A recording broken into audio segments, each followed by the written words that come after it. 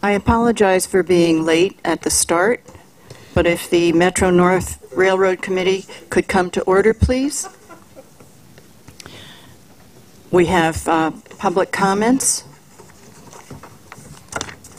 Yes, good morning. We have two speakers who are registered today. We ask them to stay to the 2-minute limit and to speak on agenda topics.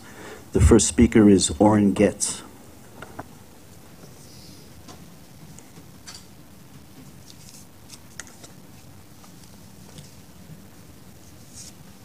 Good morning, ladies and gentlemen, members of the board. My name is Orrin Getz, and I'm on the Metro North Rail Commuter Council. Real quick, I passed out a letter to you, Commissioner Metzger. It's from our county executive, and it clearly shows that his support for making the Suffern Station handicapped accessible. As I said before, our paratransit services can't use Ramsey Route 17 because it's across the state line, so we really need to do something about Suffern. I've spoken to New Jersey Transit about it. They're willing to work with you, but they're looking for Metro North to fund the project. And yesterday I was over in Tarrytown. I saw how wonderful Tarrytown looks.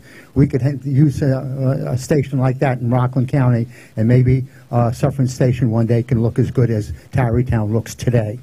I also gave you an article about New Jersey Transit lagging behind in its installation of positive train control. This is a major problem. I presented a copy of this article also to Chairman Hammer at the New Jersey Transit Board meeting earlier this month. And we have no status from New Jersey Transit on this project, and it's a serious problem.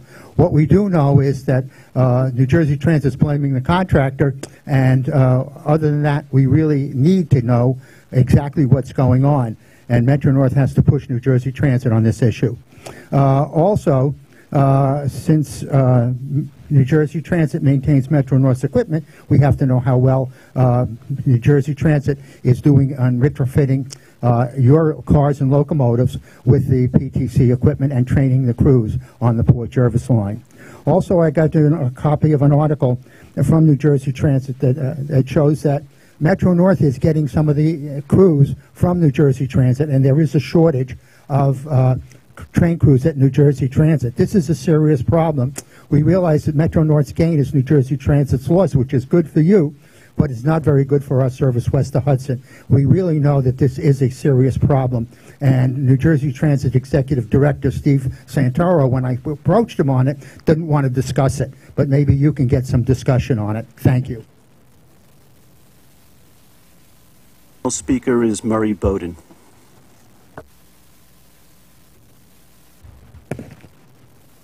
Good morning. My name is Murray Bowden, and I live in Hartsdale, New York. I tell you that so when somebody looks for me on a video, they find me. Somebody recommended a book for me to read. It's called Thomas Friedman's book, Thank You for Being Late. It explains the transition when the iPhone came in 2007 to the world we live in today. Metro North, unfortunately, lives in a world before 2007. They have no idea how people think today. And therefore, I recommend that you fire the president of Metro North for cause. The specific cause is the Mount Kisco Station, railroad crossing, where they have a red box which is illegal.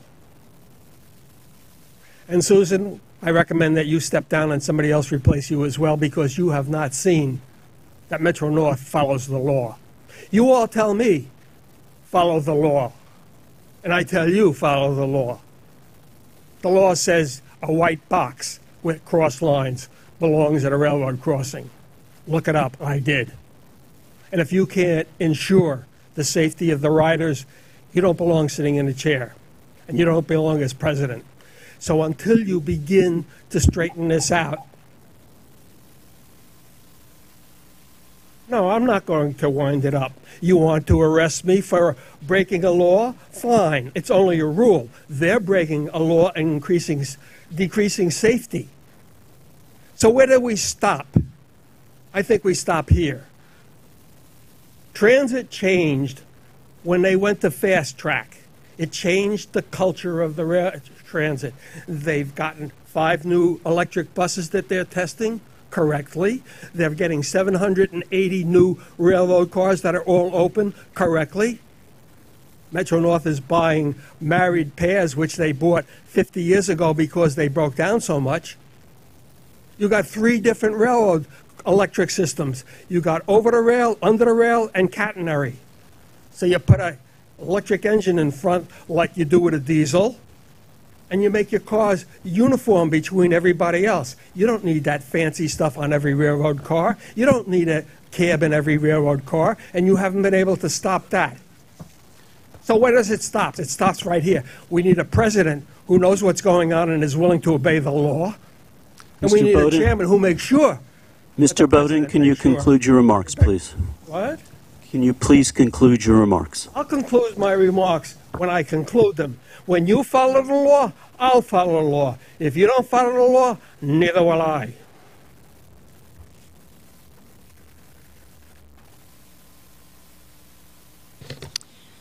Thank you, Mr. Bowden. I'd like to remind the committee that we will have a PTC updating in CPOC in the month of October, and I'd like to ask Metro-North to be sure that west of Hudson is included in that update. Thank you.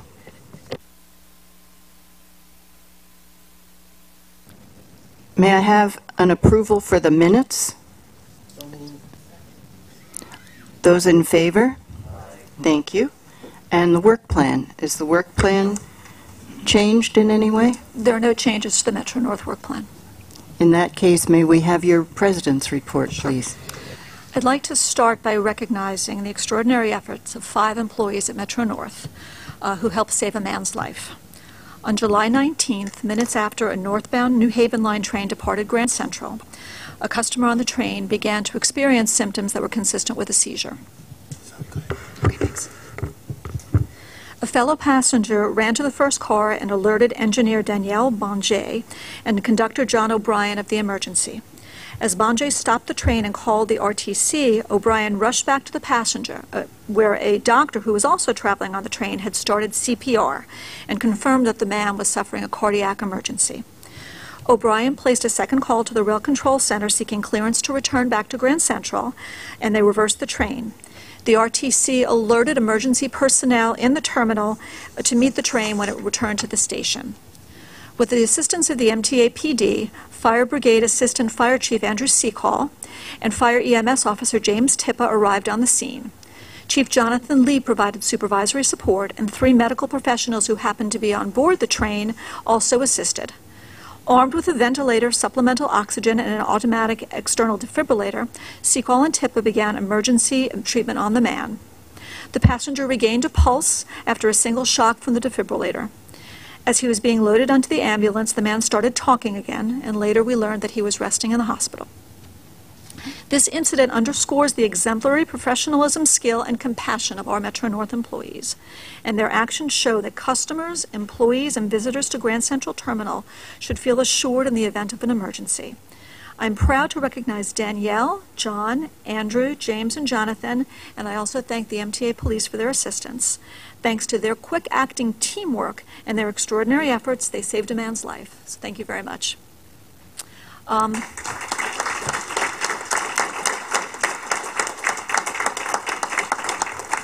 I've got some certificates of appreciation, so I'd ask them to come up for presentation and a picture. Yeah.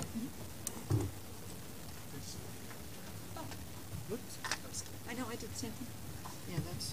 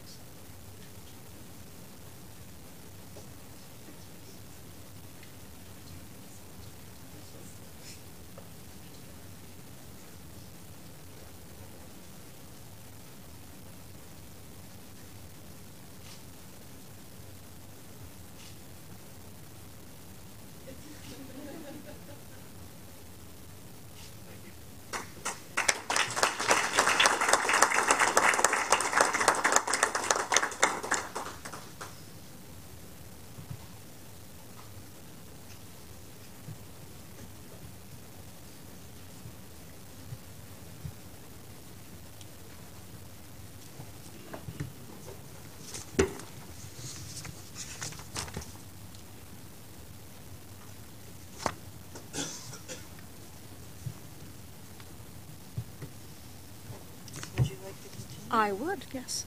A little bit about service. During the month of July, our service reliability was at 93.4% and improved to 94.1% for the month of August. Through August, our year-to-date service reliability is at 94.2%. During July and August, as I think a lot of you have heard, Amtrak actually operated 256 Empire Service trains into Grand Central, carrying more than 28,000 customers to provide New York regional service while the required track work was underway at Penn Station.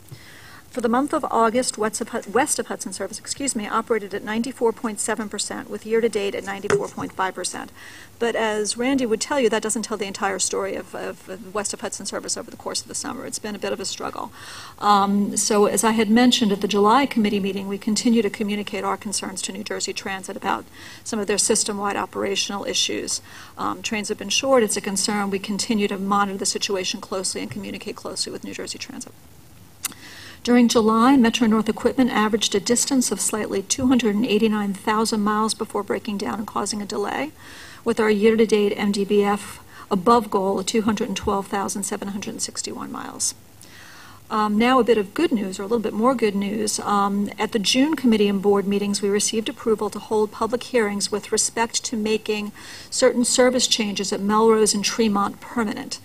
As you'll recall, about a year ago now, we began a pilot program where we increased the frequency of service at Melrose and Tremont. It's been an enormous success. We held a public hearing in August at which there were 6 public speakers who spoke in support of this service change, making it permanent. So as you'll see in the package, there's actually an action item for you to approve the addition of this service at Melrose and Tremont. Customer complaints. During the month of August, they increased 28% from July and were up 19% from August of last year. However, year-to-date complaints are down as compared to the same period last year. Another bit of good news from west of Hudson. We're always happy to have good news west of Hudson. The expanded Tappan Zee Express bus service is off to a fantastic start. Saturday service is averaging 459 passengers per day since the service expansion, which is up 4.5% from the 2017 Saturday average and up 3% from the average of all Saturdays in 2016. More importantly, the brand new Sunday service averaged 247 passengers a day for the first 5 weeks of its operation, which is great since the service didn't exist before August of this year. Both Metro-North and the Rockland County Department of Public Transportation are very pleased with the response to the enhanced Tappan Zee Express service. And then finally, as I informed the committee last week, we are presenting 4 interrelated staff summaries in the procurement section at today's meeting. These items seek approval of contract awards in support of our customer service initiative, which we refer to as CSI. This exciting and important project, which is funded in the 2015 to 19 capital program, is intended to improve the level of information that we provide to our customers. It's a multi-part, multi-phase project that includes upgrades to systems at Grand Central and outlying passenger stations and facilities. We'll seek funding for later phases of the project in the upcoming capital program. Just as background, we currently use several systems to provide audio and visual information for our customers within Grand Central and at the outlying passenger stations. The current systems are either at the end of their useful life or no longer provide a sufficient level of information to our customers. The global CSI project will enhance the customer's experience and improve operations with a system-wide upgrade of the public address, visual information, and video surveillance and access control systems at Metro-North stations and facilities throughout our territory. The project includes upgrades to elevator monitoring, providing network connectivity for new and existing equipment, and real-time data improvements. A new public address and visual information system will be deployed with redundant central control systems located in multiple facilities to ensure a high level of reliability. Metro-North will return to the committee in November, I think, for approval of another CSI contract, which is a proposed award for enhanced security systems and an escalator and elevator management system. One last bit of good news. We've expanded our Ride to Drive program with Zipcar to 4 more east of Hudson stations and 2 west of Hudson stations. This program provides customers with the ease of simply stepping off a train and into a Zipcar. Customers can now access a total of 26 Zipcar vehicles at 15 Metro-North stations. And with the expansion of Ride to Drive program, Metro-North offers new Hudson Valley getaway packages, all within easy reach of GCT. That's all I have for my remarks. Any questions? with regards to the zip cars, how is that information provided on the website? How do customers know that these are the 15 stations that provide access to zip cars? I actually don't know the answer to that question. Does somebody know the answer to that question? In terms of what's on the website? Mark?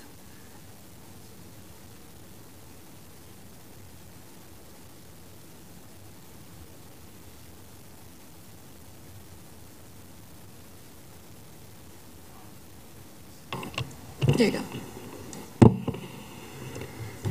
So we have on the website a whole page dedicated to getaways and zip car and the information as far as what stations we have zip cars available at, as well as we put out that information on social media and through our publications, mileposts.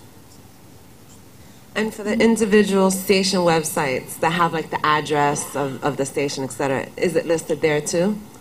I would imagine those are not visited as frequently as, a social media site, but it would be good if it's not there to have it listed there. It's a good too. point. I'll look at that. Yes, definitely.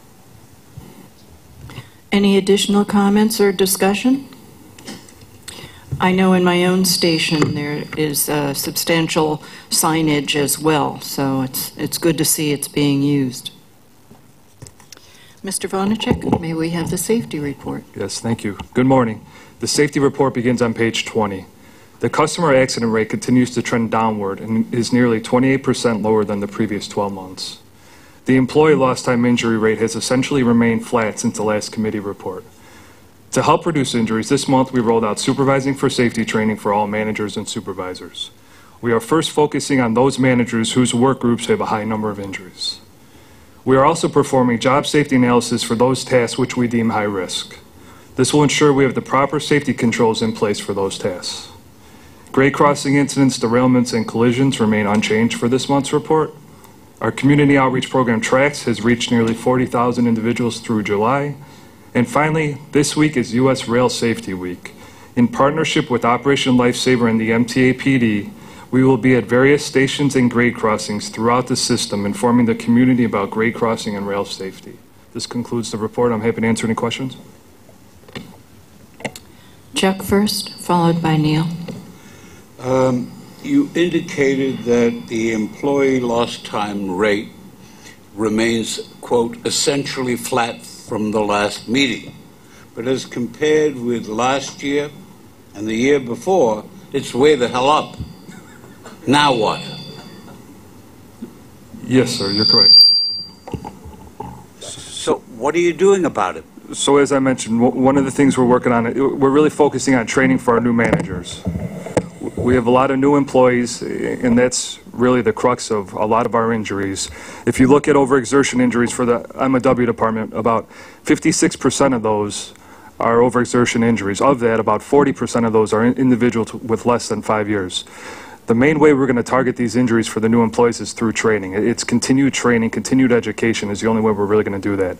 The other piece of it is we're really focusing on how our employees report injuries. We put a real true focus on that. We're teaching that to all the new employees, and that's why we're seeing a lot of these new complaints, or these new reports of injuries, excuse me, not complaints. Again, as I mentioned before, one of the main pieces of a true safety culture is when individuals feel safe reporting injuries. I think that's what we're seeing partially in the numbers that we're seeing right now. Reporting the injury neither avoids it nor cures it. I understand the benefit you derive from it, and it's an important benefit. But my point is, we had last year 2.61 as the average. Now we're up to 3.03. The year before we had 2.27. We're up to 3.3. My point is, I think you need to do more. Justin, I think it might be helpful if you spoke a little bit more about supervising for safety and what the program entails, because I do think it's an important program. It's a new program, and I think it's one that's geared towards addressing some of the issues that Chuck has raised. So can you go into a little bit more detail in terms of what that program involves? Sure. So one of the main objects of the supervising for safety is really to teach our managers and supervisors how to identify risks before they occur, before we have an injury, really showing them how to identify it, what to do, how to mitigate it, how to reach out to the safety group, what we could do to eliminate that hazard, because the hazards are always going to be there, as I mentioned before. Another thing we're focusing on in the supervising for safety is how to have good job safety briefings. That's a key component of the workday. We need to make sure that our employees are touching base on all the important aspects of their job and all the risks, and we're really focusing on that. Again, it goes back to the fact that we've lost... Yes, sir. Let me try, if I may, to be helpful in one regard. Do you divide or segregate the injuries by the type of work that is done and the location? And if so, do you identify where there has been an increase and then zero in on that area? Yes, sir, we do. Okay. Neil? Chuck addressed the question I had. I would add, though, one statement, which is I'm glad, Justin, you are doing the outreach for excuse me, Operation Lifesaver and surrounding grade crossing areas, as Kathy and I and Mark Mannix discussed with my county executive on Wednesday of last week. I very much would like to see us do that in Putnam County, in particular in Patterson or Brewster, or maybe even both, given they both have grade crossings. I would suggest the Brewster station is a more unique grade crossing situation and very much would be benefited by the public outreach. Yes, sir. We have been out there, but we'll get out there again. I have a question about the grade crossings in Orange County. Some of them were scheduled for revision that's to be made by the DOT, obviously not by us. Next month or between now and then, could I have an update on what's happening? Because I don't see very much at the moment. Yes. Yes, ma'am. Any other discussion? In that case, may we have the police report?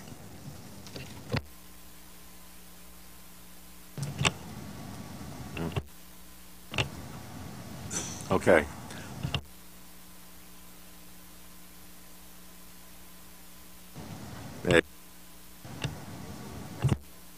Okay, we'll try it. Okay, better? There we go. Good Chief Monahan could not be with us this morning. He is out of town. I am Chief Joe McGran, the Chief of Operations for the MTA Police Department. System-wide, overall crime was down for the month of August, 19%, and year-to-date, it continues the trend. It's down 10% year-to-date. Now, for Metro North Railroad in particular, we are down a total of major felonies of 13% for the month of August, and again, 10% year-to-date. The only crime that showed a slight uptick year-to-date was the grand larceny autos. 7 cars have been taken versus 3 last year. Of the 7 cars taken, 3 of them have already been recovered. One of the cars that was stolen was a 1999 Chrysler Sebring, and I understand to the owner's relief it was not one of the cars recovered. Also, in response to a request from the Houston Metro Police Department, because of the hurricane situation down there, their families were suffering as well as everyone else down in Texas and other parts of the country and Puerto Rico.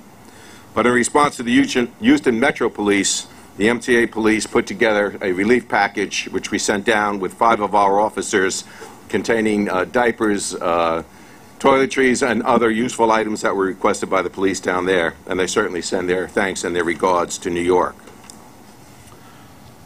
Any questions along those lines? Sir. Chief, do you have a compilation of the hate crime statistics? I do, sir. Year-to-date, we have a total of 16 hate crimes reported versus 21 last year. We believe 6 of those 16 were done by the same individual who was arrested at Penn Station. His name escapes me right now, but I believe that we had him in custody. I'd like to have his name. I'd like to know where he has been booked, which county, and I'd like the case number, please. Okay. Now, of the remaining 10, what efforts what are they, basically, the hate crimes? Graffiti, mainly swastikas, KKK, anti-Jewish, anti-black, anti-Mexican. The person's name I have in front of me now, sir. His name is Pascual Vargas. Pascual? Would you spell the last name, please? Vargas is V-A-R-G-A-S. He was arrested in Manhattan, and so it's New York County that's doing the prosecution. And the date of arrest? Date of arrest. You can give it to me offline if you Certainly. don't mind, all right? I want to make Additional sure questions? Sir. Jamie? Well, Chief, first of all, I want to know where that Chrysler was parked, because I have a '73 Dodge Dart I want to put in the same spot. No, in all seriousness, I think you know that Chief Monahan had visited the Poughkeepsie and Beacon stations last month in relation to a number of items, but amongst those is the fact that we're having a serious problem with heroin users, particularly in the Poughkeepsie station, and I am getting called upon with increasing ferocity, I would say, and there is a petition going around Poughkeepsie that has, as I understand it, now accumulated several hundred signatures to demand full-time police presence in the Poughkeepsie station. Any update on your department's progress in that regard? Yes, good Chief Monahan has met with the mayor of Poughkeepsie along with the police chief. He's coordinating efforts with the chief of police in Poughkeepsie along with the state police, and also reassessing our own manpower requirements in regard to that particular situation. Okay, I would appreciate if you could pass along to the chief that when he has a more specific update, I would appreciate him passing that along. Certainly. Thank you. Andrew? I know it's a broken record, but the 125th Street station still, and I see you shaking your head because I know that you guys have been on top of this, but boy, it's really bad there. Not so much in the station, it's outside the station, the area around Park Avenue, the access to and from the station, it's really bad. There's tremendous amount of homeless people there, trash strewn all over. It's really, if a female customer comes out of there, even a male customer at this point, I can see why they would be very upset. And we're getting a lot of feedback in Westchester. I think it's really not getting better. And I would like to understand what we can do, since you are state police, what we can do about the area, not so much the platforms are in the station, but the area surrounding the immediate proximity of the station, what we can do to clean this thing up. Or if we can't, at least have police presence there so that somebody coming out of the station to hail a taxi and so forth doesn't have a problem. And I'm afraid that if we don't, there's going to be a problem here sooner or later, because it's very bad. We are well aware of the situation, and thank you for your comments and you recognizing our efforts. We are coordinating better with the NYPD because, as you point out, it is outside the station, and yet we do patrol on the outside of the facility. We do make our rounds, but we're going to need additional help from local resources in that regard. So what can we do? Because we've been talking about this a long time, and honestly, even with the efforts, the situation really isn't that much better. So what do we do to see if we can, I mean, as a board here and as a very interested party, obviously the railroad in this area, what do we do here to get this thing straightened out? A better coordination of efforts, as you point out, and we are working on that situation with the local PD. But we really got to get it accomplished. I understand. Yes, Chuck. I appreciate the understanding, but here's your problem. If we're talking about the general vicinity of 125th, you've had a fire underneath the viaduct that knocked out the train communications for a long period of time. You have accumulated garbage again in the area. It seems to me that you have to coordinate not just with the NYPD, but you have to coordinate with DOT, which has sole responsibility for the area underneath the viaduct. You have to coordinate with the New York City Department of the Helpless, because they don't take care of the homeless. You have to coordinate also with a variety of other agencies, sanitation and the like. My point being, I think something has to be done on an important, immediate basis, or you're going to have the problem again. A few months ago, I gave the board copies of photographs I took of that area underneath the viaduct. I'm about to do it all over again. Nobody is paying attention. We will take care of it, sir. It'll be correct. know, Kathy, I really think, as acting head of the railroad, you've inherited this problem, obviously. It's been here for a long time, but I don't think it's getting better, and I think something has to be done, and it may be, as Chuck says, not the purview of the police department to get it done. I don't know, but this is a situation that's festering, and something is going to wind up happening. There really is. And if I was forget being a man, I'd be scared to hell, but certainly a female customer coming off the train there, it's really not a good situation. We're looking for trouble. No, really. I completely understand your concern and Chuck's concern. I mean, I do want to assure you, though, that actions are currently being taken. We are working with the city. We're working with City DOT. We're working with other agencies. So it's a difficult problem, but not one that we're unmindful of. Right. But, and with local law enforcement as well. It's a multi-pronged strategy for a very complicated right. problem. But meanwhile, until we get whatever, I'm sure it's not easy to get this thing accomplished. I understand all the problems. But meanwhile, what we should probably do is at least station a state police, one of our state police people right out there on the station to be sure. I think that goes a long way to make people feel safer, even with the existing problems. Yeah, we can I mean, speak. I mean, this is an issue that really, it's not only inside the state. We need to have an officer, a state police officer outside, so that when customers come out there to hail a cab, at least they see a uniformed officer there. Chief Monahan and Chief McGran and I can consult with respect to the adequacy of the law enforcement, wholly apart from these other interagency issues, the adequacy of the law enforcement presence there, and make adjustments. I completely agree with you. It's a concern. It's a continuing concern. No, I hear you, and I don't disagree with you. And we'd like a summary of the efforts being made before the next meeting? Sure, no problem. Thank you. Additional commentary? Could you present the information items to us, please? There are several information items this month. The first is the 2018 preliminary operating budget, which was presented at the July MTA Board meeting and is available on the MTA website. It'll be on the agenda both this month and next month for to give the public the opportunity to comment. The second information item is the 2017 final mid-year forecast. The forecast for revenues and expenses by month is provided in the agenda book for information. Next, we have the Metro North Diversity and EEO report for the second quarter. This is going to be discussed in greater detail at this afternoon's Diversity Committee meeting. And finally, we have the fall schedule change, and I'm actually going to pass the mic over to Mike Schiffer, so he can give you a little bit more information on the upcoming October 8th schedule change for the Hudson, Harlem, and New Haven lines. Good morning. For your information, schedules will change on the Hudson, Harlem, and New Haven lines effective Sunday, October 8th, 2017.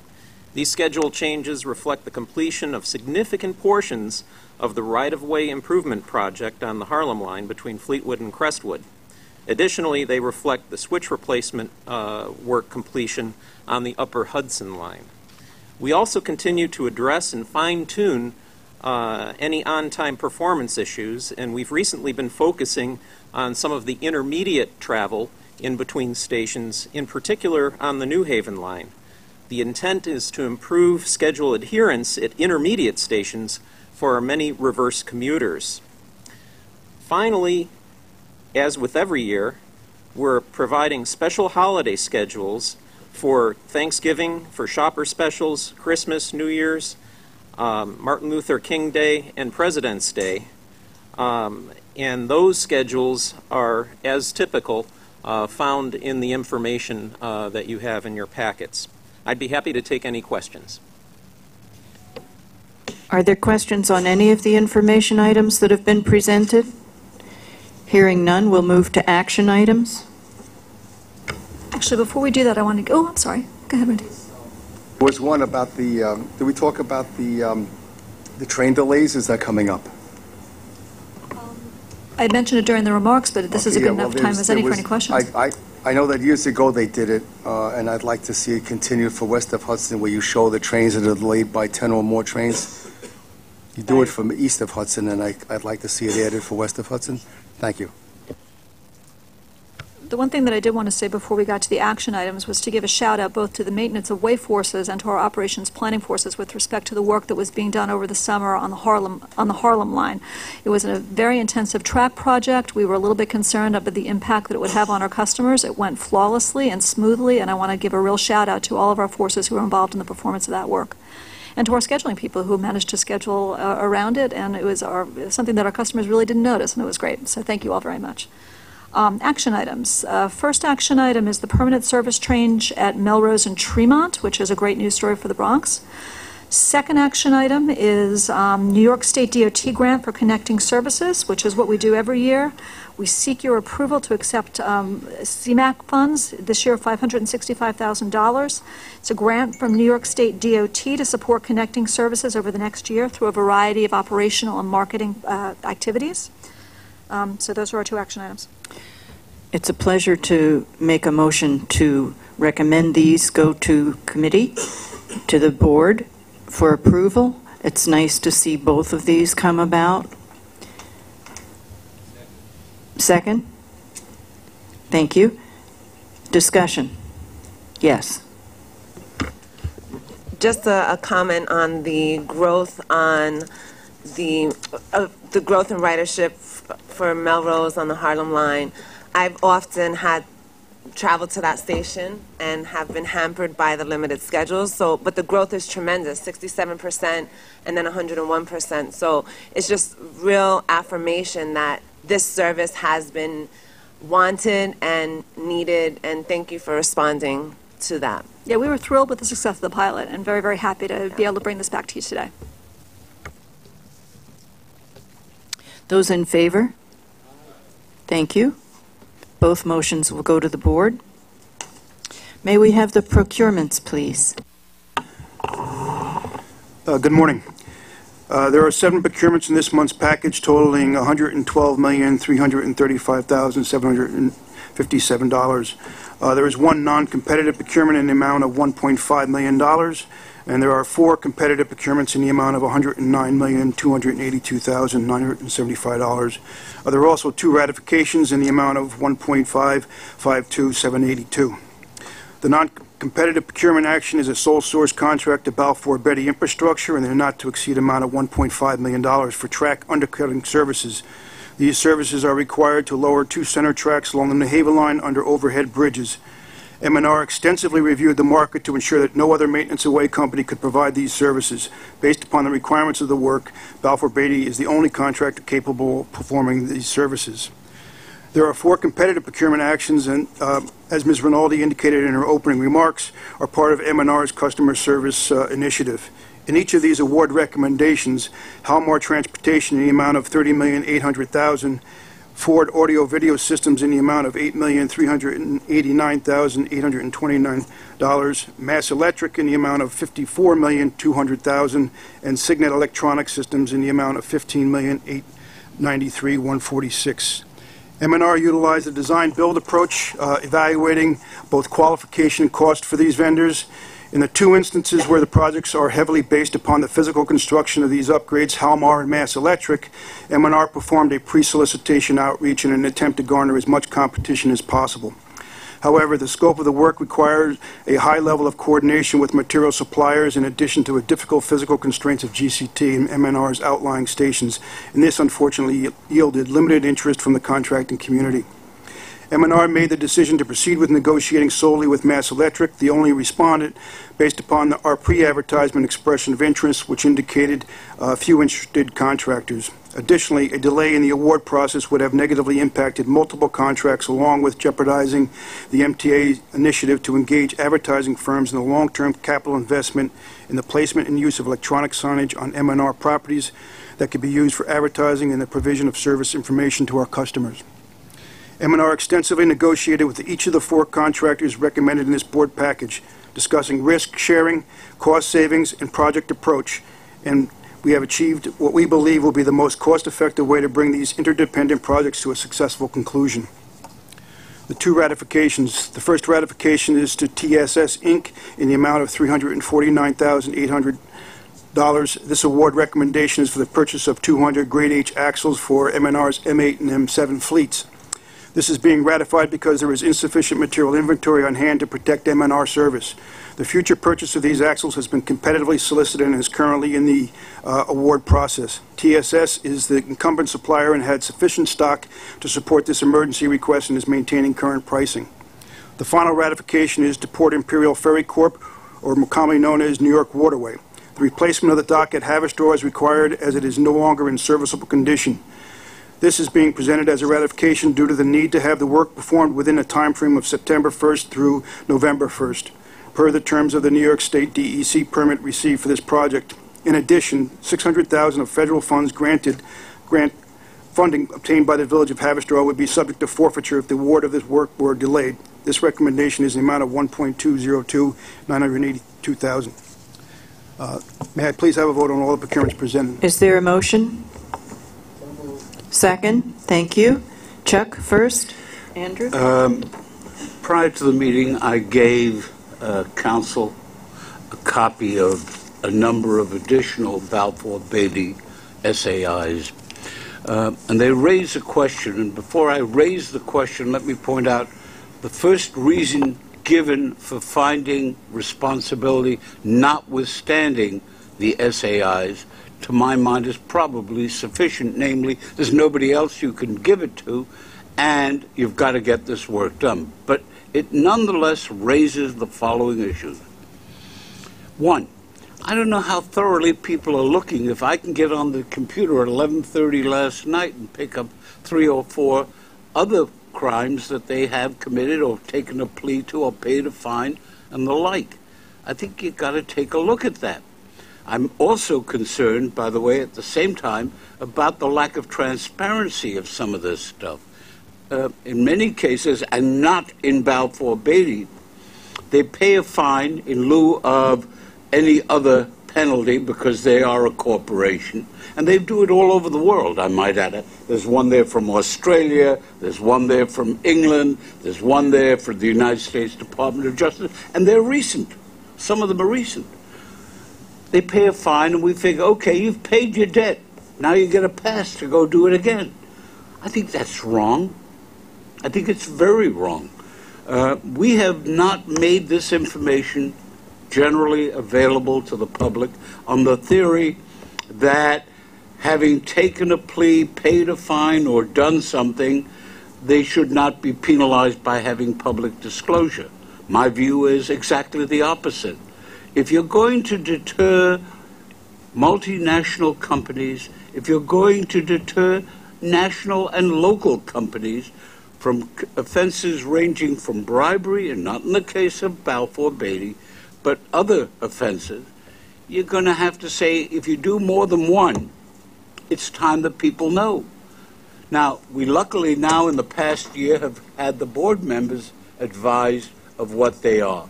But even then, A, it's incomplete, B, it's not transparent, and C, I think we're going off on the wrong tangent, as you'll see later on in the course of the day. Just by paying a fine doesn't give you a pass in a Monopoly game to go around and do it again. Drew is next.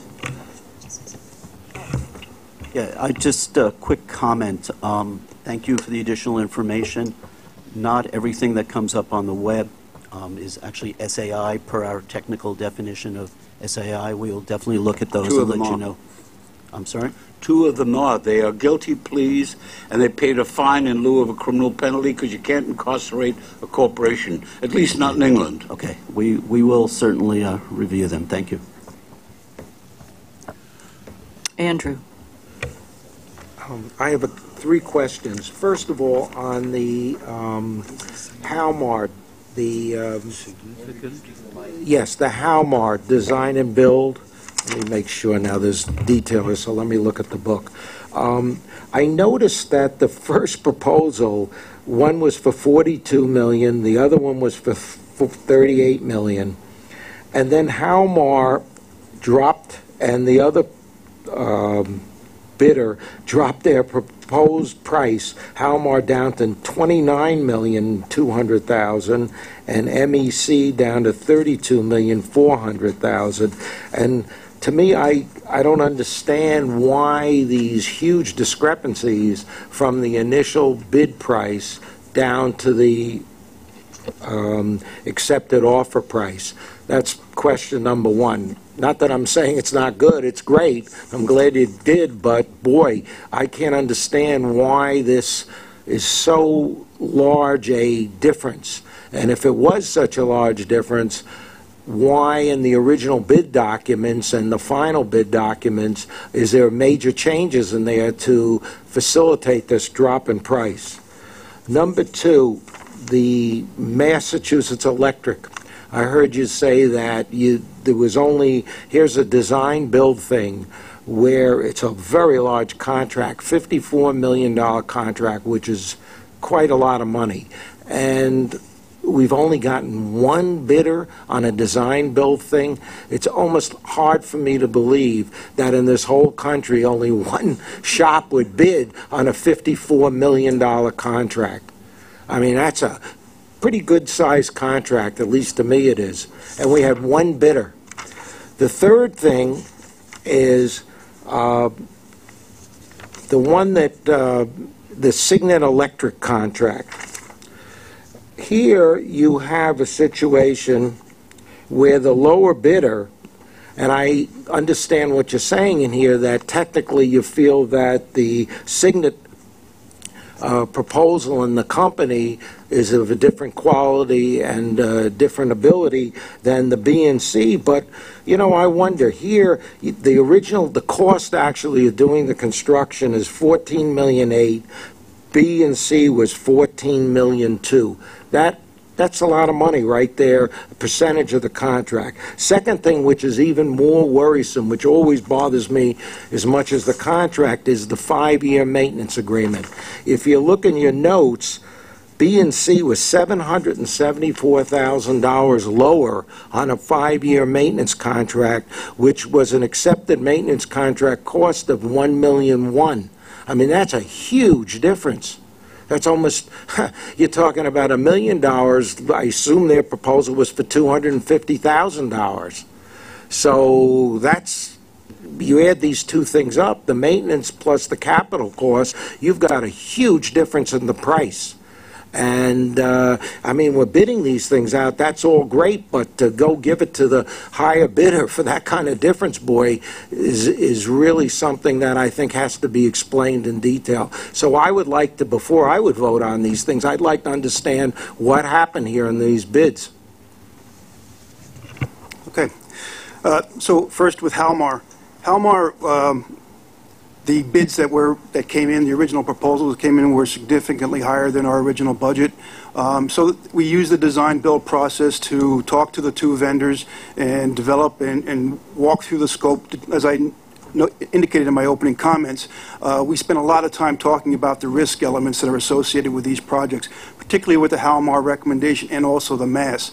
So through that process, we were able to refine some of the scope and be able to address some of the areas where Halmar, in this particular instance, felt that there was a lot of cost. So that's why you saw a significant drop in both the MEC price and also Halmar. That was through those discussions based upon our own analysis of where the proposals came in and then the subsequent conversations. Again, it was specifically related to us addressing where they deemed the cost to be in risk. And I can enumerate some of the things that we did to get it down to the budgetary numbers. Do that. I'd like to get a report on what the differences in the original bid documents and what we're now doing. Why this huge change? I can certainly provide you a written narrative if you'd like, sir. Maybe. I would like that. Okay. It should go to all of us, please. Are you going to, are you commenting about Halmar, or could he?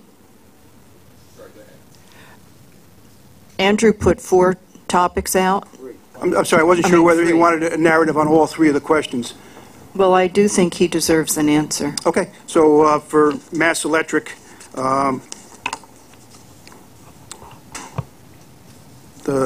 I'm sorry, the focus of your question was, again? Only one proposer, It's and real why? simple. Why was there one proposer? proposer? You got a $54 million contract, you get one bid? Yeah, I don't I'm sorry. understand that. I got you. So the issue at hand is we did do a pre-proposal outreach to the community, and what we found is, based upon the fact that this is all of the unknown issues and the coordination with the other suppliers, that there wasn't a lot of interest by electrical suppliers. Hear me out, sir, because I do, we were very surprised that we found limited interest in the project because of the size of it.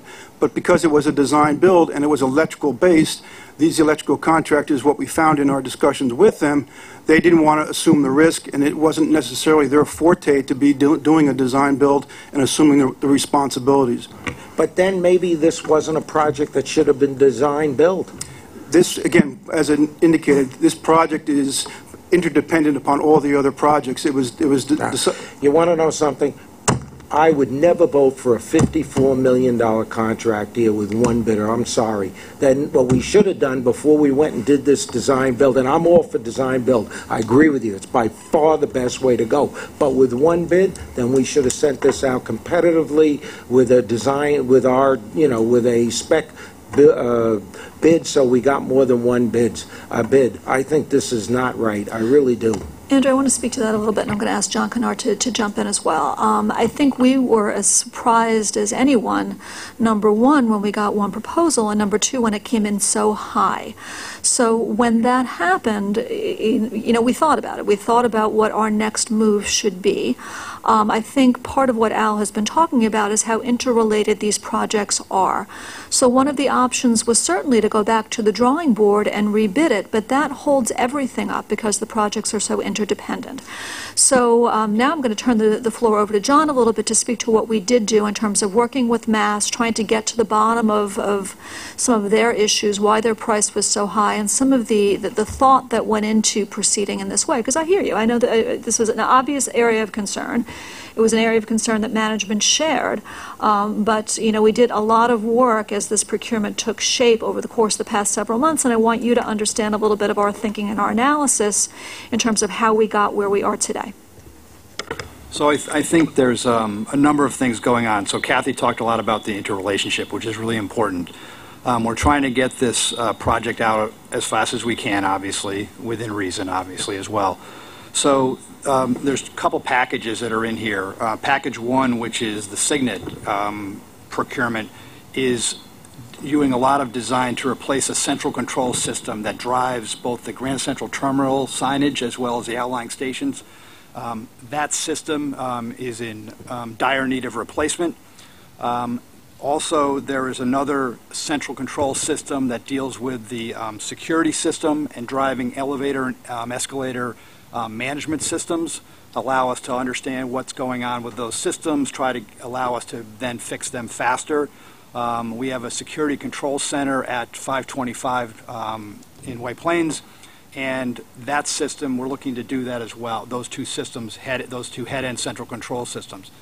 This project, Mass Electric, which is out at the outlying stations, which has signage, has CCTV installations, etc., those three systems particularly are very interrelated, so the design of the central control systems as well as the design work that has to be done under the Mass Electric contract, if you will, it's very important to do those at the same time, inform each other. We had the exact same response Kathy talked about, I think Al talked about it a little bit as well, that the Mass response was very high. But we felt that in order to continue the interrelationship of the projects, we had to move forward on the Mass Electric contract. What was the internal estimate, the engineer's estimate? What was the engineer's estimate on the Mass Electric piece? Please use your mics.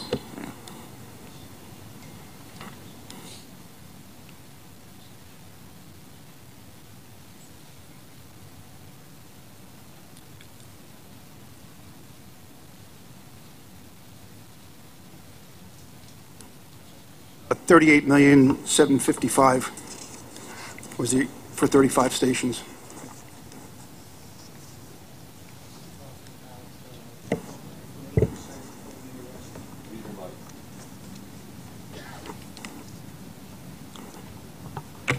So you're talking about, what, 40% over the engineer's estimate? Yes. Roughly. I mean, I Yes, don't have a yes, sir. calculator, but something like that. I mean, that's a huge number. You know, I understand the complexity of these things. I've been around here a long time. I'm not an engineer, and I know what you're trying to do. And I don't disagree with what you're trying to do, but my problem is, look at the costs on these things. I mean, we have to be careful what we're spending here, and I understand that these things are priorities. I know you want to get it done. I know it's very frustrating. You want to complete this thing, and I understand that. But you know what? When you take a look at what we're doing here, and you see the costs involved, I mean, we're on this thing, this MTA, we all know the problems here. We don't have enough money to upgrade, do things, and I think you come down to a question that we have to be really careful in these things. Design build's great, and it's the right way to go. You don't have all the extras, all the nonsense. But I have to tell you something, design build's only good when it's competitive. If it's not competitive, and we're now 40% over an engineer's estimate, how do you give something like that out? Thing that I would say, Andrew, I don't know that this is going to make it entirely better, but we were, I think Al said it a little while ago, informed by the fact that we had initially done an RFEI to gauge contractor interest in this particular job, and part of the reason we did not simply resolicit is because we just weren't seeing that level of interest. I think part of the reason for that, I think there are actually two components that Al touched upon. I think thing number one was the work is not really sort of traditional general contractor type work. It's much more electric work. So you're already limiting the community of people who might be interested in proposing. I think the second thing, wholly apart from the desire to do it quickly, the second thing is the interrelated nature of the contracts, which adds a degree of risk to the entire endeavor, and that gets priced into what they submit as their bottom line. So, you know, knowing that, when we went back and tried to make the decision as to do we resolicit, do we pursue negotiations with Mass Electric, we weighed all of that because we would not want to go back to the drawing board expecting to get precisely the same result, because then you lose time for no good reason, and we don't want that to happen either. You're talking about here, between these three contracts, you're talking about a huge contract. What are you talking about? What, 100? It's a lot of money. Whatever the thing is. It's a lot of money. I haven't added it up, but I think that you have to. Anyway, no, look, you know how I feel. I mean, I just don't think. No, and I completely If I could hear you and add understand. something. We have all supported design build because we recognize that it could be cheaper and expedite our projects, which tend to take too long to get completed. I totally understand that in this case, the way it was done expedites the project and allows a faster completion. But I do think we need to think again about the cost implications, because Andrew is right about this. We had hoped to save money, not spend money. I saw Veronica next. Thank you. I have one comment and several questions. My comment is, it's not acceptable anymore, or it's never been acceptable, to ask this committee or the board to approve something because not doing so is going to impede timely completion of something.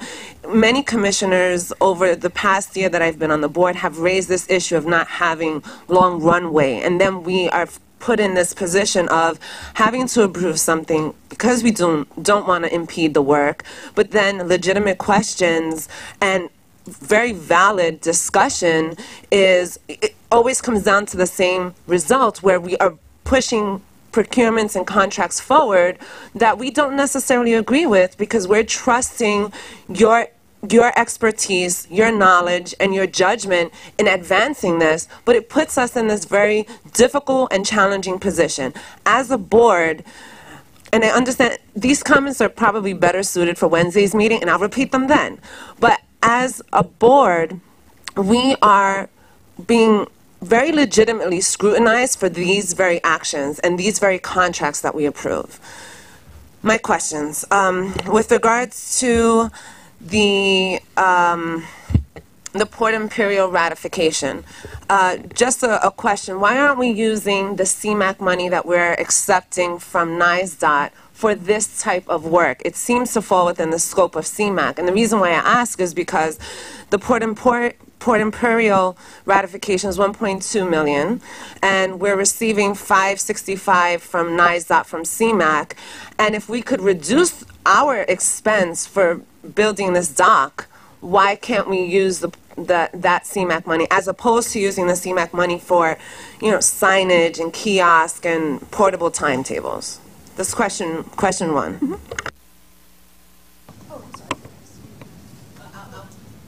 I'll pause after every question. I'm actually going to turn this back over to Mike. Do you know the answer to that question?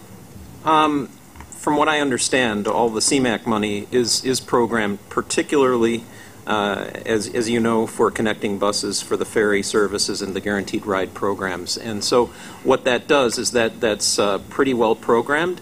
The Port Imperial money, we are using ferry boat discretionary money for that, so we are getting a grant to support the Haverstraw dock as well. So all the money is being used to, obviously with the intent of enhancing our connecting services, both for the ferries and for the buses. And the NISDOT money has been consistently used for those purposes. That's definitely more clarification than is provided in the staff summary, okay. So I appreciate that. I mean, the staff summary just says this money is going to be used consistent with how we've used it in the past on kiosk and et cetera. So thank you for that, Mike. My second question is around TSS. And let's see. So there's a comment about, or something in the staff summary about equipment being depleted faster than anticipated. Isn't there a warranty isn't this covered under the warranty? This sort of quicker than anticipated depletion of equipment or materials or parts or components? Yeah, this is not a material failure. This is just our usage. It was larger than expected, and we weren't able to keep up with the production. We are in the process of transitioning to a new vendor, so we kind of got caught with not having enough inventory. This is Protect to make sure we'll have sufficient to keep the cars running. But this is not a material failure. And also on the same contract, why is there a new solicitation and award for the new axle supplier?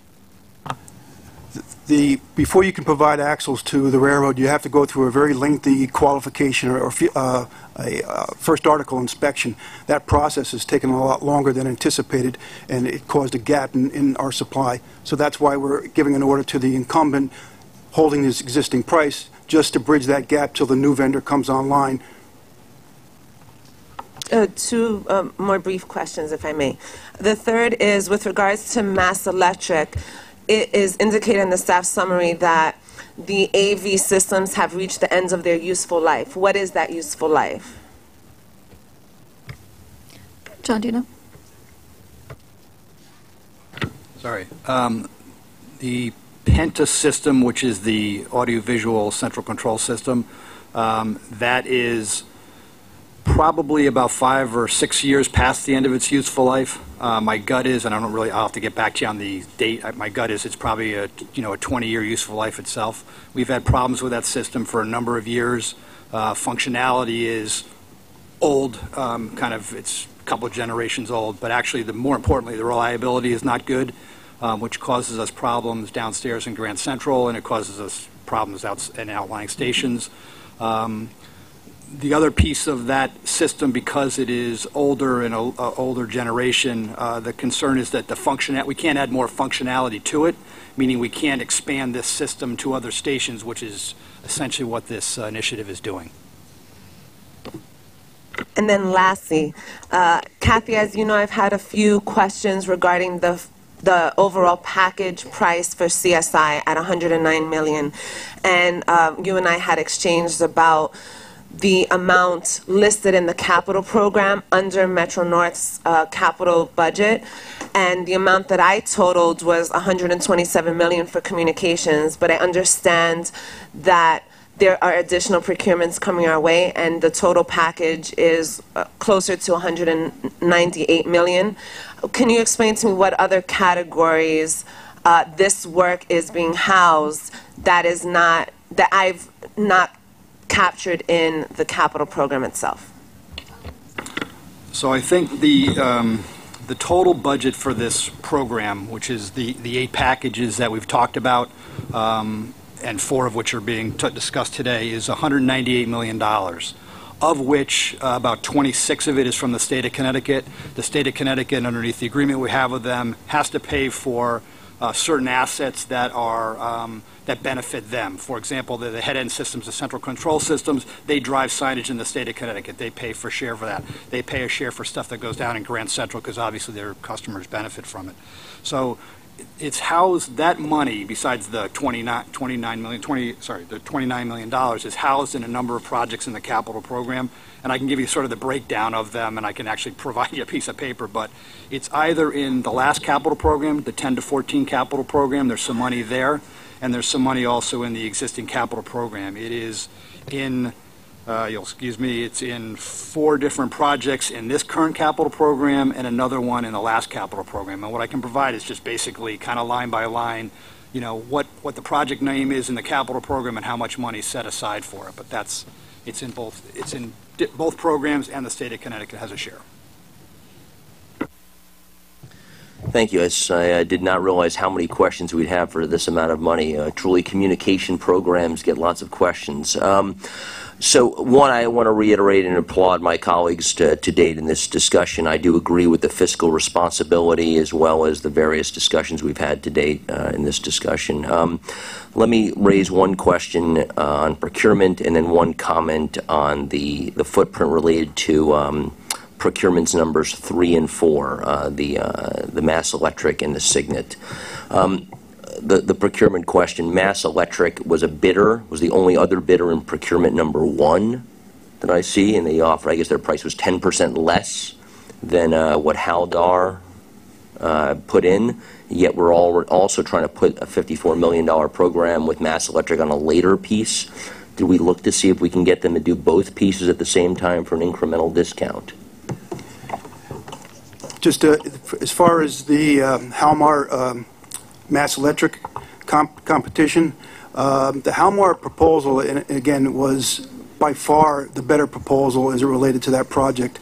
So the value of trying to consolidate the projects was not really considered because, again, again, it may not have come out in the staff summary sheet, but by far the best value was the Halmar proposal. Great, thank you.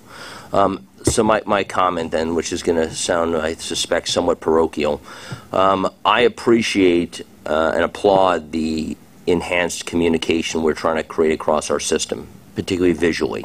Those who live near stations hear announcements, but those of various handicaps and desire to see video displays are extraordinarily helpful, and the governor has been very vocal about the value of that.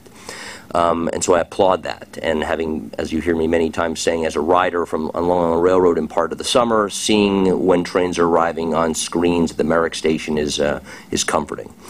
However, I am bothered by the scope and the scale and the speed of particularly procurements numbers 3 and 4 as it pertains to Putnam County, which I represent, and I think I speak for my larger brother north of us in Dutchess County, of which we were born out in 1812, for anyone who cares about the history of Putnam County. This procurement package includes 16 stations. It used to include 35. Those 16 stations don't get anywhere near 287. They certainly don't come into Putnam County. They definitely do not go anywhere near Dutchess County. However, Dutchess County and Putnam pay far more than anyone further south, and we ride the rails much longer, and therefore us having better sense of what is happening in our extraordinarily long commutes would be an incredible boon. And yet this procurement package has nothing related to our counties, and as I would guess, would not have anything related to them in maybe even the next capital plan, given how far and how slow we're moving on these.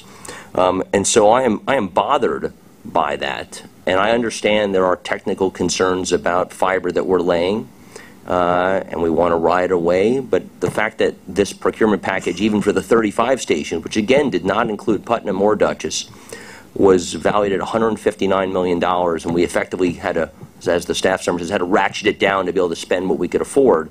I am bothered by what perceive as the unfairness of this package. And so if this does come to a vote, and I'm not entirely sure, Mr. Saul, if we're actually going to get to a vote today on it, but if we do, I will tell you that I am not in favor of a package that has its most expensive, highest priced customers the least serviced. Jamie. So, a few things. One, my concern with this package starts with the meeting we had up in Poughkeepsie and Beacon, and when I understood that, at least at that point in time, a month ago, we weren't intending to implement closed-circuit television in those stations for 5 years, because that was the time frame to lay fiber up on those stations. And it dawned on me that oftentimes at the MTA, we find incredibly complex solutions to incredibly simple problems. And I can't help but wonder if the numbers in here represent a similar attempt to overly engineer something. But I sit and I wonder, and I will ask, who was provided the engineer's estimate? An outside firm? And who was that firm? Sorry? And we have a long history with them, and they've worked with us before? Yes. And so what is the repercussion at the MTA for providing an estimate and us undertaking a massive procurement, and then your estimate, your estimate as the engineer is 60% off of what comes in? You just keep working for us, and we pay you for that incredibly poor work? No, we've called their executives in, and we've been having ongoing conversations with them about the impact and the associated costs related to their poor performance in terms of putting the estimate together. I would like to see at some point on these engineers' estimates a scorecard, and I would think we would like to see this probably beyond just this committee, but for when we get engineers' estimates, what is the accuracy for a particular engineering firm of where the estimates come in? Because to me, that we then undertook a procurement for this and are in this situation is really wrong. And then I'm no expert in design build, but it would seem to me if you have major multi-component effort, how does that coincide, to Mr. Saul's point, how does that work? Because, yeah, so now you have other components, work you've done, work you're bidding, and now you have one that sits in the middle, which I have to admit, I can't even fully glean from the summary what exactly we're doing here, and I'm very nervous because it has general statements like security, audiovisual, and facility enhancements. And I think we've all been maybe burned a little bit lately publicly by procurements that we voted on then had elements that I'm not sure all of us fully understood. So I'm not sure I can really understand the detail of what we're doing here from this, but does it really lend itself to design build? You know, it's tough with the net result of only getting the one proposal like with Mass Electric, but it's only been through the design build process that we were actually able to sit down with each one of the contractors and talk about specific risk. Under no other scenario would we actually be able to negotiate specific elements of work, understand what their thinking is, take their initiatives, take their perhaps better way to skin it. Then that's what we've applied here. So then, does this board need to help you? Because, and obviously we don't have the right to do something that extends past law, but in my professional life, I bid on governmental contract all the time, and on firm fixed price, not design build type of contracts. Now granted, these are, well, this is for technology, which this largely relates to. There are often phases in a design build where the issuing agency creates an opportunity to then come back after they've reconciled the bids and asks in the procurement, what are the major elements that you would suggest we change in order to modify and then ask for best and final offers. It falls short of design build, but it achieves essentially what you're doing. Have we not empowered you to do that? Do we have a set of policies that we've promulgated here that are too restrictive for procurement? You know, I think we need a more comprehensive and in-depth discussion of this, because there have been a number of valid questions raised, and we don't seem to be getting to the nugget of what our issue is. Norman hasn't spoken yet, and I'd like to at least give everyone who wants to speak a first shot at it. Norman. Thank you very much. Not like I didn't try. But I suggest here, well, first of all, I guess I'm the only one here that's a little bit of a design-build skeptic. I'm a little bit of a public-private skeptic as well. You know, I think you pull these things out like a rabbit out of a hat. It's going to solve a whole lot of problems. And, you know, I'm a union guy, so I like employees. I like in-house expertise, which apparently we didn't have enough to come real close on this one bid. However, if someone can make a case for design build, I think you've made it here. The particular character of this bid is perhaps properly design build. However, I suggest you've been sort of hypnotized by the bright shiny object of design build and haven't realized that part and parcel with design build is fewer bidders. So every design build thing you face from here on to eternity is going to have less bidders than you would have if you whacked the thing up as you had traditionally. And that's just sort of the price you have to pay. Now, I think a scorecard is, anybody should have a scorecard. How would we know who wins the game if we don't keep score? And I think that that's a good idea as far as our independent engineers' estimates. But design build, if you like design build because you can do all this coordination and all this responsibility goes there, well, you're just going to have to live with fewer bidders. Kathy, I know you have something to say. Did you have a question, Chuck? Is the process started for this series of bids? We had requested to use the RFP process back in April of 16. April of 16. And in that entire period of time, did you communicate with the trade associations or with anybody? Do you have a list of possible bidders across the country? Do you have a list of trade associations you can communicate? Did you do that? Yes, we did. We had an extensive outreach for this program because, again, we were known going in that it was a very difficult project with the coordination effort. So we had canvassed everything that we could have and that we are known to us. And we've also actually wound up speaking to Transit at the same time also because they were going through a very similar type project. So we took the benefit of what they did for outreach, the vendors that supplied to them. So, and we also had discussions with Long Island Railroad. If you started in April of 16, at what point in time did you come to realize that there was this very large economic gap, as Commissioner Saul has pointed out? Again, April was when we had actually asked this board for to use the RFP process. During the subsequent months leading up to the actual release of the RFP is when my staff was doing its own analysis of the market, reaching out to the other agencies and so on and so forth. So it was evolving as the process was going forward. It seems to ongoing, if you will. It seems to me that perhaps we ought to give some thought to an early warning of this kind of a problem rather than bringing it to the board and then surprise, surprise. I agree with you. Kathy? Yeah, I just wanted to address a couple of things in no particular order. Commissioner Zuckerman raised a concern with respect to the selection of stations, and I think the easiest way to answer that question is once we started to address some of the cost overrun issues, we wanted to, and John can speak to this in a little bit more detail, and you alluded to it as well, we wanted to focus on those stations where we had fiber so that we could actually deliver the functionality that much more quickly. So that led us to the stations that you see in the staff summary.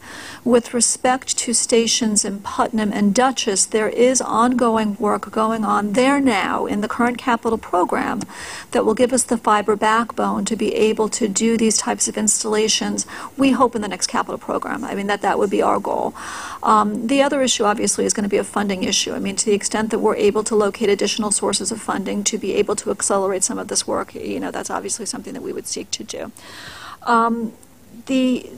The other thing that I thought might be helpful in the event that we do live to fight another day, that day being Wednesday, between now and then to potentially give you something in plain English in an easier format to follow with respect to what's in each contract. Because I must confess, I was reading the staff summaries over the weekend myself to be prepared for today, and I'm reading them side by side to remember which is in which one. So I think it might be helpful for you guys to have a little bit more of maybe potentially a bulleted list of the scope for each of the contracts to have a better sense of what is in and what is out. If that would be helpful, we'd be happy to provide that to the entire board, not just to this committee. But I think that might be just sort of a useful thing to acquaint you with what's in the contracts. With a diagram that helps us understand the interrelationships, we could do that, because yeah. that's, Yeah, I think that's very hard to sort see. of a primer in terms of what's in these 4 contracts and potentially what's in the 8 packages as well, to see what's in and what's out for purposes of the current board submission. That would be helpful.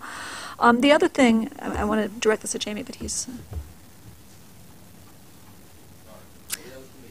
No, that's okay. No, I wanted to respond to Jamie's concerns about Poughkeepsie. We are in the process of coming up with a faster strategy with respect to some of the security camera issues that you had raised, recognizing that some of the improvements in Poughkeepsie are a little bit further off as far as CSI. I don't have anything to report back to you at this point, but we have a couple things that we're looking at to see whether we can accelerate the deployment of security cameras in the Poughkeepsie station to address some of the concerns that you've raised. And I appreciate that. I think the concern, I have a very specific concern there, which I'm fine having offline and waiting until you've had a chance. But it bleeds into this I look at this and I think, now knowing what I know about Poughkeepsie and those cameras. Yeah. So this means in this procurement, we're intending to connect both the audiovisual and security systems through this fiber that we have in these existing stations. And I would speculate, as a person who's a technologist for a living, that it is inherently much more expensive and complicated to connect security cameras to dark fiber that runs a signal system than to potentially simpler solutions like dropping broadband into some of these stations. There would have to be routers and switches and firewall considerations. And then I hear, when I raise some of these things, well, they're a security concern because we need encryption on the camera feeds. And frankly, it doesn't make sense to me. Are we really that worried if somebody sees the camera feed from inside one of these stations? Not that, and it can be encrypted across these other methodologies. So this is a much, too long a conversation for this committee. And yeah, no, I get that. But it is a head scratcher. The dollars are a head scratcher. How it transpires is a head scratcher. How far off it is from the engineer's estimate is a head scratcher. And I think that you are the unfortunate recipients of one of the early meetings where we have become, as board members, under intense scrutiny about how much we understand these procurements. No. These are, part of the reason why I sent a memo out to you guys last week, sort of alerting you to these 4 staff summaries, is because these are 4 very complicated staff summaries for a very complicated project. So we fully anticipated your having concerns both about the procurement aspects as well as the technology aspects.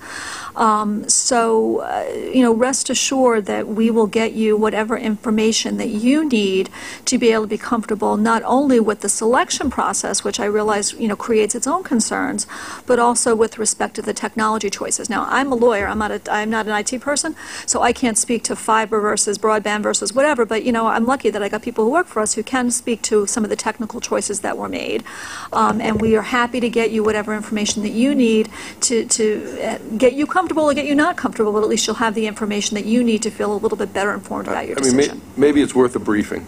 Yeah, no, I agree with that. I think that's right. I think that's right. What harm would there be if we postpone this to next month? I don't think any. I was going to propose that myself. So moved. I would propose that. I think we'll move the whole kit and caboodle to the October board cycle. We'll get information together. I move we table it till next month. I think that's fine. I would agree with that. And we will have a briefing in between. Yeah, I think we'll get you some materials, some sort of hard materials between now and then, and we'll prepare to do some sort of an in-person briefing between now and then for anybody who wants to participate to get you comfortable with where we are. Yeah, but can I just say one thing? Yes. I think that I'm certainly not a technical person. I bow out on this stuff, but I got to tell you something.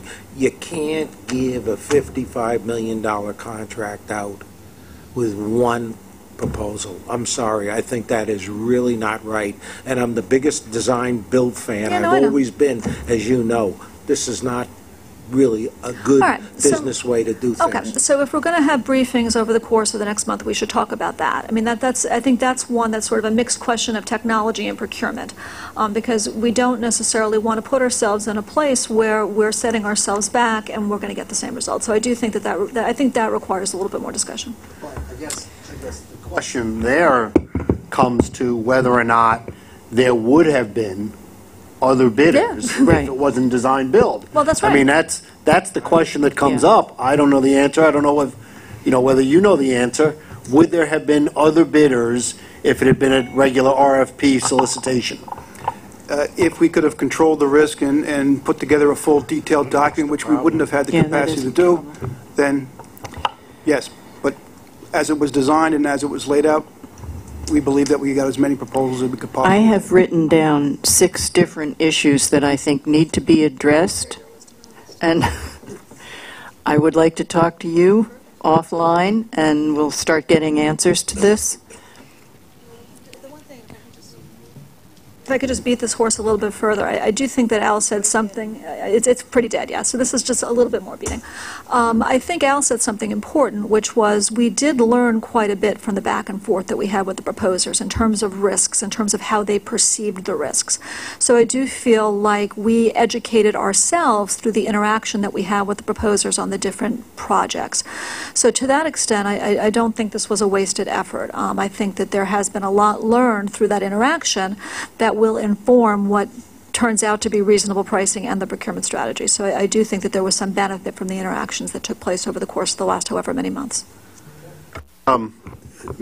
Ms. Chairman, as part of the discussion, and I know some of this is, as we're going forward, some of this is this contract related, and some of it is more generic in relation to how we do Correct. business. And both of them are very important in that context, but could we also discuss the issue of, I know we have to provide you, I don't mean you, but the collective you, with specific permission to do design build in a contract. That's why we did it in 2016. If we had not done that in 2016, I'm not arguing that was the right thing or the wrong thing, you would have done it in a different manner. Without design build, you would have done it in RFP. So I guess the question is, once we provide that information, once you provide a request to us, okay, of design build, and whatever, this contract or any other contract, and after that starts, a decision is reached that might not be the best way to do it, either because there's only one bidder or other technical issues, does it then require this board to basically take back the permission we gave you the first place? Just a clarification, if we do construction under an RFP, we need board approval, whether it's design build or not. Right. Right. But I mean, the question is, can we Right, I think in that switch back and forth? I think in that situation, we would inform the board that we tried to do it via RFP, it's not working out. Right. And we are proceeding under the normal design bid. Because in this case, as I said, I'm not arguing the merits or non-merits, because in this case, based upon obviously the conversation we've had, there was a concern that design build led to one bidder, qualified bidder, and a price that may or may not be appropriate. I'm not arguing the price, but may or may not have been. Mm-hmm. And so the question was, at some point in that process, could you have changed the process automatically and gone to a different way so that the timing issue, which I understand is very important here, and I don't think anybody disagrees with the timing issue, could have been alleviated to some degree. I guess that's another question. Yeah, no, now, it may be we have to change our rules to accomplish that. No, I mean, I think that may be another part of this conversation. They'd have had to come back to us, but we could have changed it. Right. Yeah. I don't know that that's technically required, but I think certainly as a courtesy to the board, if we were going to change strategies in that way for a project this important, we would have advised you. Okay. And could have advised you, but we didn't go that way. We didn't go that way. So, yeah. Yeah. No, I think that's a fair point. Yeah. No, I think that's right. Anything else? Yes. I apologize for raising this. We've had a pretty intense discussion so far, but there is one topic I feel from the operating report I must ask about. Page 98 of 176. Are we tabling all the procurements or just those procurements? I think just the 4 CSI related. That's why do you want to finish that point? Sue, Yeah. you're talking about the procurement, then I'm sorry. Then finish. My point is not related to procurements. Correct, sorry. Yeah. In that case, to clarify, the CSI contracts, which you've seen in the letter the memo that you got from Kathy, are tabled until next month, but the others are going forward. And what? Right. So, those in favor? Of the other ones? Of the other ones. Can we just state which ones the other ones are? Right. Those are Balfour Beatty and the 2 ratifications. Ratifications. Correct. Right. Yes. Those in favor? Aye. Opposed? That passes. Neil? Thank you. We haven't finished our agenda either. Okay, then let's continue on, and then I'll bring up my point if we do, because I figure we're going to, whether we get to the Well, operations let's try to report or do not. it quickly. Yeah. The operations, financial, ridership, and capital program are all provided as information items in your book. Do you have questions about them? Neil? Thank you, Sue. I apologize for breaking the routine. I am particularly bothered by the on-time or the availability of the elevator in Grand Central Terminal. We are now below 90% in August. That means more than 1 out of every 10 times someone who needs to use an elevator does not have it available to them. I will tell you that I continually find and am shocked by the Northern End Access's escalator that is constantly out of operation. I have never seen something be maintained as much as that one has. There must be some juicy contract on that one. But the elevator in particular worries me and makes me uncomfortable. 88.31% is unacceptable for an elevator. And I'm sorry to say, but that is not going to work. And I have too many people I know who have handicaps. We have talked too often about the issues related to the subway system where we don't have choices in certain areas, but here we have choices and we can do better. So I'd love to know what we're doing about it, because I will not accept 88.31%. John, can you speak to the ongoing project? You. Great. Wow. I clearly was not. On the escalators, so go there. We have a project to replace all the escalators in Grand Central Terminal and in North End Access. We are going to go out for the 6 in Grand Central Terminal themselves, so the ones that come off the lower level and go to the upper level. Those are the most heavily used in Grand Central. We are then in the beginning of the next capital program, probably in 2019 to be funded in the next capital program. We'll replace the remaining escalators in North End Access and in Grand Central. So we have a maintenance contract, which I'll have to look into why they're out a lot. But the long-term goal, the short-term goal is we're going to replace the 6 in Grand Central from the lower level to the upper level, and then the 5 in the next capital program we replace, which is the one I think you're talking about. I'm not, to be frank with you, the escalator is not nearly as a problem, because if someone can walk up a staircase, they have an escalator is a convenience. But an elevator, if someone has to use an elevator, that isn't because they have a different issue. Yeah, I think I have to look into that one, because we don't have a capital program to replace, a capital project to replace. That's what we have to look into, what's going on. So we'll have to get back to it. About 3 years ago, we replaced Thyssen as the elevator maintenance folk at Grand Central. I think Randy was helpful in getting that done. Who is doing it now, and what checks and balances are there? I do not know the name of the contractor right now. We'll have to get back to you. Would you do this? Let us know the name and what their performance overall is. The elevators, the escalators at Grand Central are not a convenience with respect. They are, for many people who are handicapped, a necessity, and they need to be 100%.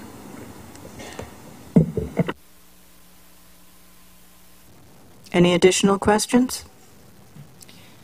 Well, I look forward to continuing our discussion on October 24th at 8:30. Is there a motion to adjourn?